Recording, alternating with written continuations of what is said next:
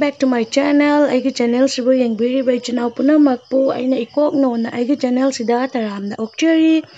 Ado myam ngasi se poila boishak ni mi puna nga chanai. Ado yum mang bani na nga cha ba yada bani na.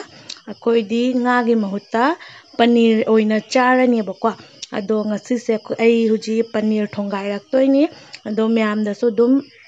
share tawrake haina tawine bako ado myam su dum yengminarasi video se ai thongdarage myam hauna myam sida leire deshi alu ko do si deshi alu siga si tengnau siga mametlani phajana do si morok siga tawraga do si jenam su lele do si tomato leire sida leire alu do si paneer siga na thongani ngasi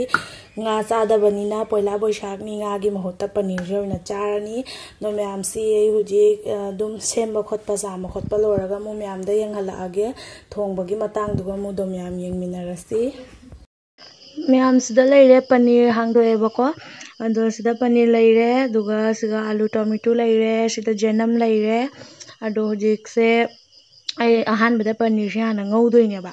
doi sida khang thangale son side ta chak thangatle ado hujik ai paneer se ngauba haurage myam do yengminarasi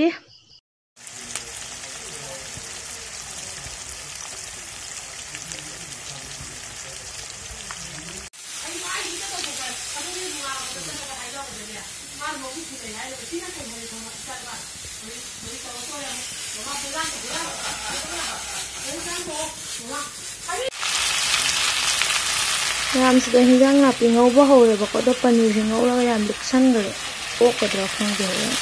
ado dum yengminarasi myam kamai tawbai do sida hinjang napi do masla kai ka hapna phajana ngaure ado hujik sida paneer mahi hape ado hujik si ngahak sauhalani do lora kona paneer thaktoine ba ado hujik hinjang napi se phajana sauba haure do mulae do si alu su khara takhaire aina ado takhairaga asida dum hapsan doine ba ado paneer di haptri do alu se munna hujik se khara takhaire ado hujik sida kamu paneer angauba se hujik hapsan doini ado paneer se mu hapsalaga ngahak sauhan doini ba ado loraga kona thangda doini ado hujik ai paneer hapchare ado si ai hujik nga otlaga makhum khumjalani khummaga phajana sauhandoine ba do sauhallaga haidi pura mahi langadi hautena do pura sauhalla kanda ai amuk yenghala age myam yengminarasi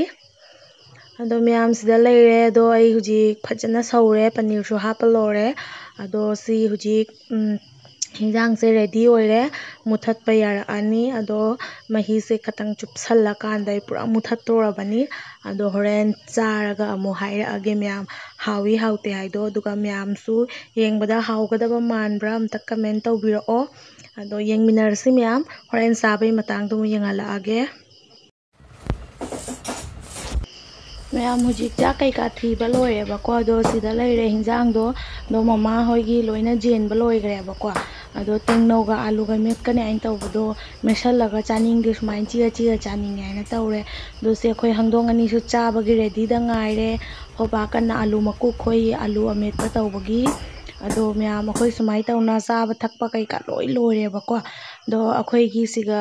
hek thongan sida ngasi football sanai ba ahanga anganga habadi pakhang nupi thiba kanguga ado aisu yengge aina thoi ado myam yengminarasi ado moina sida mic kai ka hapsan basina isai hu yam kana thaiba ado copyright chabra di khangde ado iso ai dum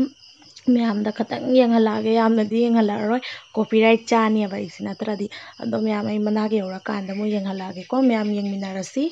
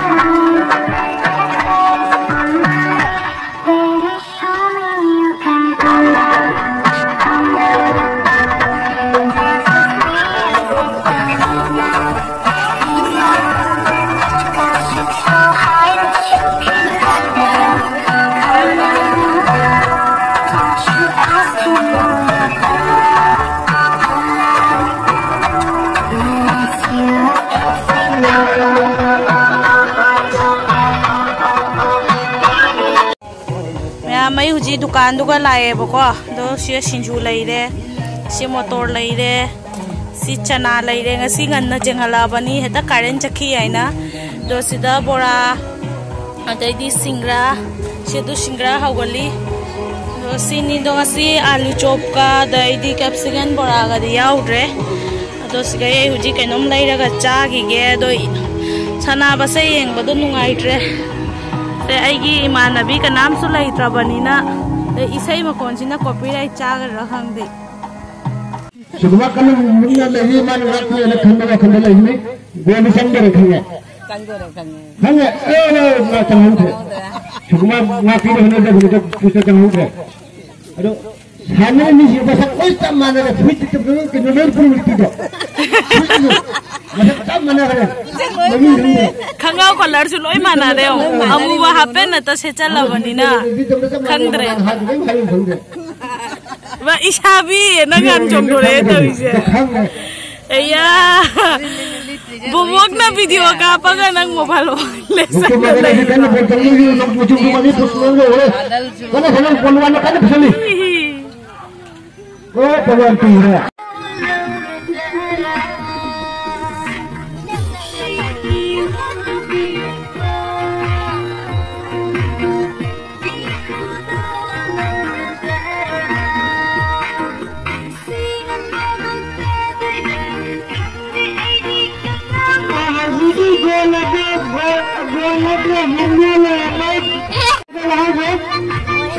handball oil lại làm về này goal này được à?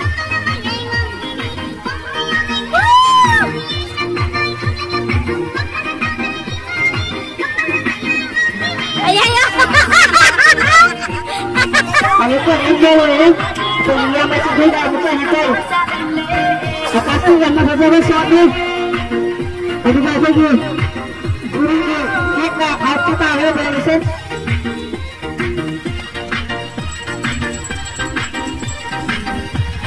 Jagoi सारा भी बतो करे सारा जगोई सारा गोल का उधर ये भी न जावे मैं मदद से ये गोल से कभी जानते होंगे Vamos a ver las formaciones de cada vez.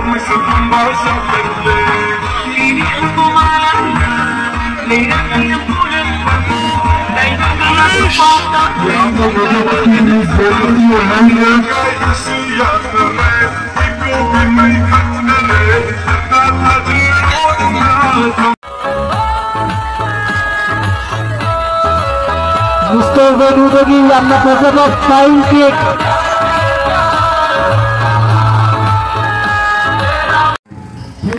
adum ya muji sana balore bako ado ngambase pakhang na ngamre pakhang na gol ahum challe adai matu thiba kamina khali gol amakak challe ba